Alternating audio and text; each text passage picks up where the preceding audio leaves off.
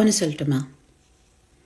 ஒருத்தங்களுடைய துக்கங்களை விட, காயப்படுத்துறதை விட, அவங்களுடைய சின்ன சின்ன சந்தோஷங்களை அவங்க கிட்டேருந்து பறிச்சோம்னா அது திருப்பி கொடுக்கவே முடியாது.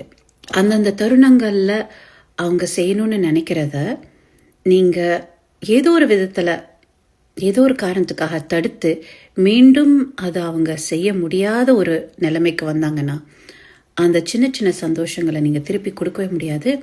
அது நீங்கள் காம்பன்சேட்டும் பண்ணவே முடியாது. உதாரணத்துக்கு சின்ன பிள்ளைல மழையில் விளையாடுறதுக்கு நிறைய பேருக்கு ஆசை இருக்கும்.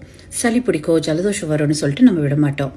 ஆனால் அந்த ஆசை அவங்களுக்கு நிறைவேறலைன்னா எவ்வளோ வயசானாலும் அதை நிறைவேறாத ஒரு ஆசை மாதிரி இருக்கும். சின்ன சின்ன விஷயம், ஐஸ்கிரீம் சாப்பிட்றது, சூடாக காஃபி குடிக்கிறது, இல்லை ஒரு இடத்துக்கு போகிறது, ஒரு விஷயத்தை பார்க்குறது, அந்த மாதிரி குட்டி குட்டி ஆசைகள் எல்லாம் எவ்வளோ வருஷம் போனாலும் நம்மளை விட்டு போகாது.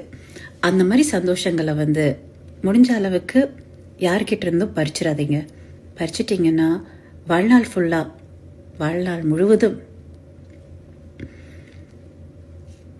அது அவங்க கூடயே இருக்கும்.